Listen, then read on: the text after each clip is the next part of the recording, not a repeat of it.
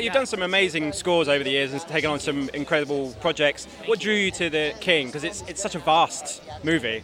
Well, you know, I'm always drawn to projects that I feel are challenges and that I feel are things that I've never done before. And when I first saw The King, I saw it earlier this year. Actually, it was Jeremy and Didi who showed it to me for the first time, very beginning of the year. Watched it with no music, and it just felt like this incredible kind of musical. It had the opportunity to have an incredible musical landscape within it. You know, a story of this scope, that time period, but also what I loved about it was the story felt like it wasn't, like it could have been any time period. And actually the first thing I said to David was, I was like, what if this were the 25th century? You know, maybe the world looks like that in the 20th. We don't know. You know, we don't know where we're going. But it felt like a great opportunity to try things. So that was my initial excitement. Yeah. Okay. I mean, it's such an epic movie. You have these great battle scenes and everything. I mean, I can imagine there's a composer. You want to put music to it, but also you kind of think, is it good enough just with the battle noises and everything? Always a question. You never know. Yeah. I mean, my biggest thing with every film is you have no idea what is going to happen until you're kind of doing it. And I'm almost skeptical sometimes of my first sense. You know, there's certain things you're like, oh, I could do this, but then I think it's so important to always say to yourself, well, what really should we do here? You know, always looking at a scene and saying, you know, there's a million different possibilities. So what if we try the other thing, you know? And sometimes on a battle sequence too, as we did here, you know, there are moments you want to enhance what's happening on camera, but then there are also times where, honestly, you want to take, you know, almost go into a dream state.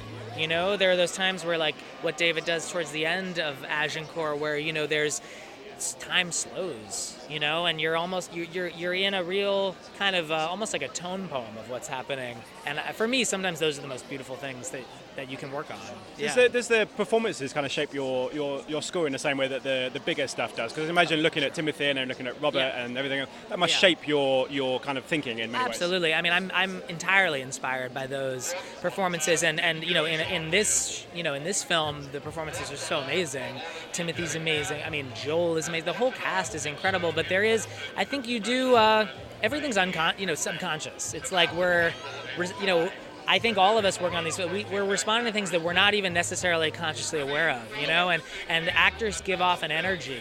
They give off a very, that's kind of what's magical about good acting. It's like, you just feel it. And I think I'm just trying to sort of absorb those things in some ways, you know, and hopefully channel them in ways, yeah.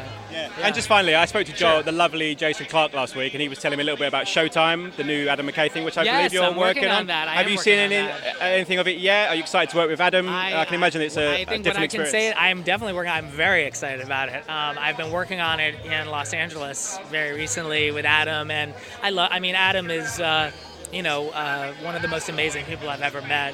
I would work on anything Adam asked me to work on, but he has such great choices in what he does, and he has such a distinctive style. So I'm working with Adam, and I'm working with Max Bornstein, who's the showrunner of it as well. So we're collaborating pretty closely and trying to figure that out right now. Yeah. Fantastic. Well, lovely to speak to you as ever. Thank you so much. Ladies and gentlemen, you're watching Hey You Guys. Hey You Guys, huh? Hey You Guys. Is that from the Goonies? It is indeed, yes. Nice. Hey You